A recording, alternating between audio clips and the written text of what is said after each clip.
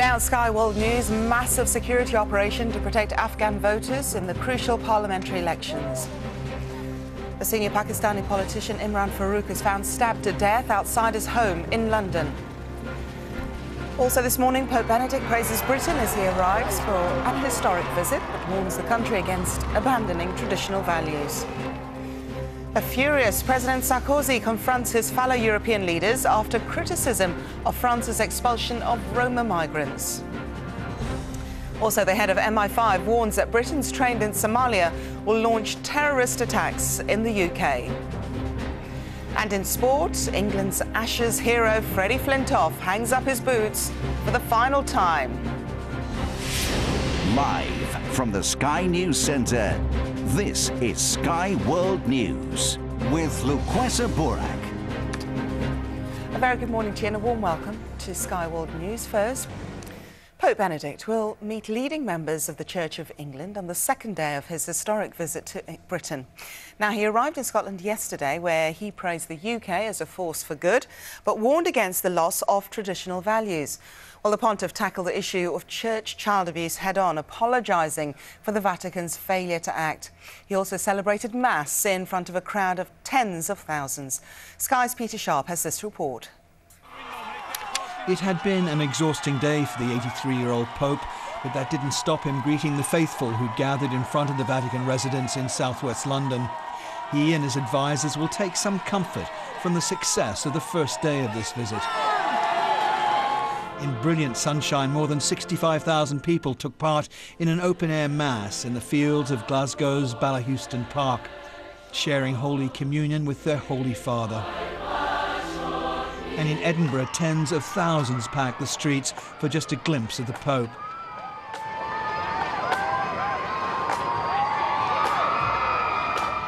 London's Mayor Boris Johnson was at Heathrow last night to welcome the Pope to the capital, breaking the news to the Pontiff that his armour-plated Pope-mobile would be exempt from London's congestion charge. At Twickenham St Mary's University College, students from convents and Catholic schools around London were preparing for the Pope's visit. It'll be an occasion to celebrate 170 years of Catholic education in Britain. I'm really honoured, honestly, because it's not every day that you get the Pope coming down, and to be selected to sing for him is, it's really nice and honouring. It's historic because when I do have children, it's like, oh yes, when they look back, I was in that video, I was in those pictures. Stop. Not For the youngsters, a last-minute crash course in papal etiquette for those lucky enough to be chosen to present gifts to the Holy Father. Tom and Harriet nervously perched on the papal red chair. It's just amazing because it's a once-in-a-lifetime opportunity, and I'll never get a chance to do this again. It's an amazing experience, and I like it here. It's really good. Later today, the Pope will deliver the major address of this papal visit inside Westminster Hall, where Sir Thomas More was tried and condemned. It'll be attended by all four living Prime Ministers, and it'll be the first time that Brown and Blair have been face to face since the general election. 28 years ago, Pope John Paul visited Westminster during his papal tour in 1982. Pope Benedict will follow in his footsteps later today, and it's his address at Westminster Hall earlier that's generating the most interest. I think the gathering in Westminster to listen to the Holy Father, the Pope, is a historic occasion. I think the people of all parties and all faiths will be there. The setting itself, where Thomas More was tried for his conscience and suffered for his conscience, is dripping with contemporary and historic symbolism. The vigil outside the papal residence lasted well into the night. The Vatican will be hoping that today's crowds gathering in central London will share their support for the visitor from Rome. Peter Sharp, Sky News in central London.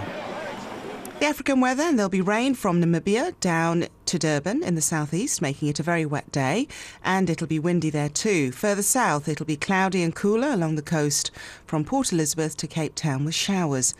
It'll be a sunny day for most in Tanzania, although there'll be a few showers coming in from the east coast.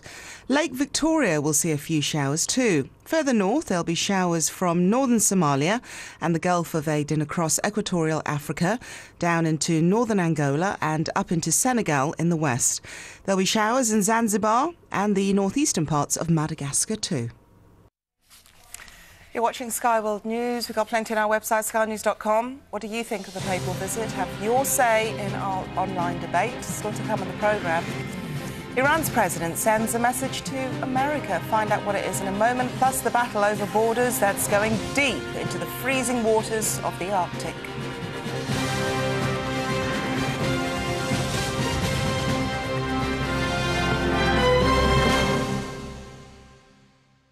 Some world papers and their front pages now, and the South China Morning Post says the investigation into the deaths of 8 Hong Kong tourists on a bus in the Philippines last month has found that they were killed by the hostage taker and not by police rescuers. NEC moves to beat exam cheats is the headline on the front of Kenya's Daily Nation. It says pupils of all ages now have to submit photographs of their exam certificates to prevent fraud. The Australian leads with an exclusive report into the health of children who've been exposed to lead in one of the country's most lucrative mining centres. The Sydney Morning Herald pictures Australia's former federal police chief in court in Bali, where he's hoping to save 24-year-old Scott Rush from a firing squad on drug smuggling charges. And finally, the Sowetan shows South Africa's President Jacob Zuma singing and dancing on stage with fellow politicians. Well, let's cross to South Africa. Morning, Sumay. Good morning, I'm Sumay Zaki from Summit TV. Here's a look at how the bourses were last trading across the African continent. In Southern Africa, Botswana's domestic index was unchanged. The all-share in South Africa was 0.13% weaker, while the LUSE in Zambia ended over 0.1% weaker. Moving to West Africa, Ivory Coast Composite gained 0.42% and Nigeria's all-share was 1.39% in the red. And in East Africa, Kenya's NSE was 0.13% weaker. The Mauritian Semdex gained 1.75% and Uganda's Composite was 3.2% stronger. Moving on now to the currencies. In Southern Africa, US dollar buys you 6.98 Botswana Pula, 7.12 South African Rands and 4,785 Zambian Kwacha. In West Africa, you pay 1.42 Ghanaian cedi a dollar, 495 Ivory Coast francs and just over 150 Nigerian naira for the greenback. And finally, in East Africa, you'll get 76.88 Kenyan shillings for a dollar, 29.74 Mauritian rupees and more than 2,213 Ugandan shillings. That's of course for $1. Starting in South Africa, private hospital group Netcare has been charged for offences relating to organ transplants. Prosecutors say it violated regulations on transplants between 2001 and 2002. The group is being investigated for suspected payments for organ donations by poor people. Netcare is denying the charges. It says they're unjustified and it's done nothing wrong. Netcare runs the largest private hospital network in South Africa. It also has a footprint in the UK that includes 58 hospitals in the General Healthcare Group stable and a division that provides services to the state-funded NHS. In Zimbabwe, Prime Minister Morgan Tsvangirai is upbeat about the country's economic growth. He says Zimbabwe is making tangible progress, though still slow. Tsvangirai says his country is looking to grow its economy by 7% this year. He says Zimbabwe has a dependable multi-currency regime and single-digit inflation. But he's calling on investors for a helping hand and says they're the ones needed to help rebuild the country. He's promising them vast untapped mineral resources, including platinum. Zimbabwe also in the process of rehabilitating its infrastructure. And a report by South African accounting firm Deloitte has uncovered what acquisitive Chinese miners are planning. Chinese companies have cut a string of deals in Africa. They're racing to snap up raw materials. Deloitte's report shows the spotlight on their plans in the next year. The firm surveyed 24 of China's biggest miners. More than two-thirds have annual sales of more than $500 million. Among the findings, more than three-quarters see Africa as the key market for mergers and acquisitions. Metal ore companies are their prime targets, and most plan to pay cash. Taking a look now at your African business news in brief, and South Africa is considering a $21 billion solar power park that could generate 5,000 megawatts of power. Government says its construction could start in 2012 depending on investor response. Zimbabwe inflation slowed further to 3.6% year-on-year in August from 4.1% in July. Month-on-month it was steady at 0.1%.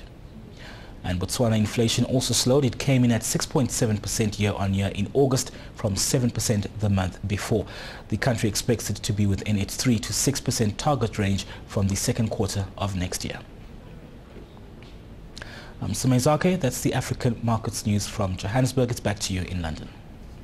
Sumay, thank you. Some other world currencies and markets for you now.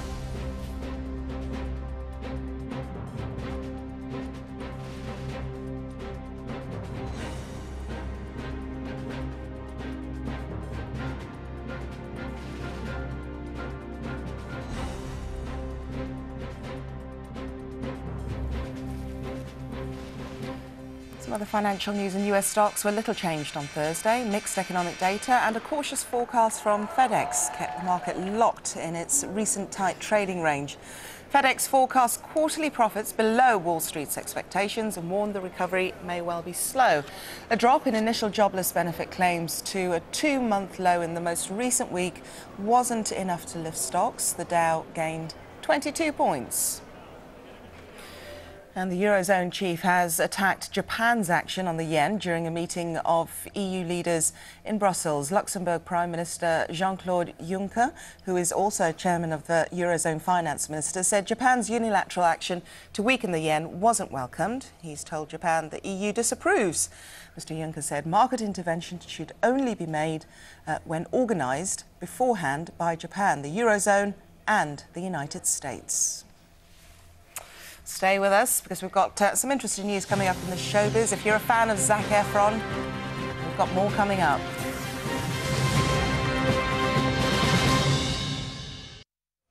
Let's get some sports headlines now. England's Ashes hero Andrew Flintoff has announced his retirement from all cricket following a persistent knee injury.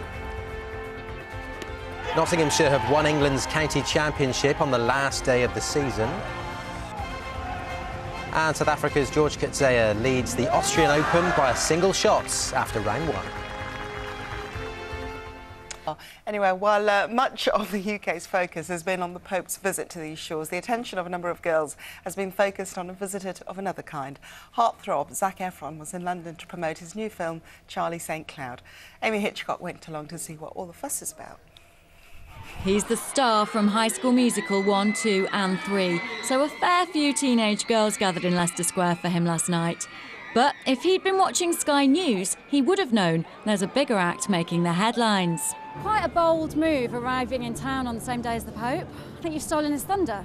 I know, if I would have known, I would have changed the day I flew in. Zac Efron's not just grown a beard to prove he's grown up. He's done with the cheesy musicals and wants to pursue more serious roles. That's my brother! Sam! If you want to drop the glove in now? I can. His new film, Charlie St. Cloud, is a tragic tale of a young man grieving for his dead brother. It's quite different from the usual singing and dancing that we see you doing. Why did you want to do this?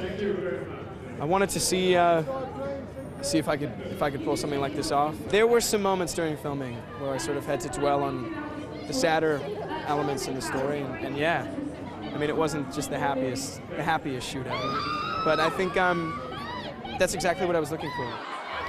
Hysteria seems to follow Zac Efron wherever he goes. He's been likened to James Dean, and he's certainly popular with the ladies. But he's not just a pretty face. His films have taken nearly $600 million at the box office, and he has his own production company. It's not bad for the kid from High School Musical. At only 22, you'd think this kind of attention might get too much. How do you cope with the ladies going a little bit crazy for you? It's not much to cope with. It's kind of exciting, you know? It's pretty dang awesome. So I'm going to try and enjoy it. Fair enough. Amy Hitchcock, Sky News.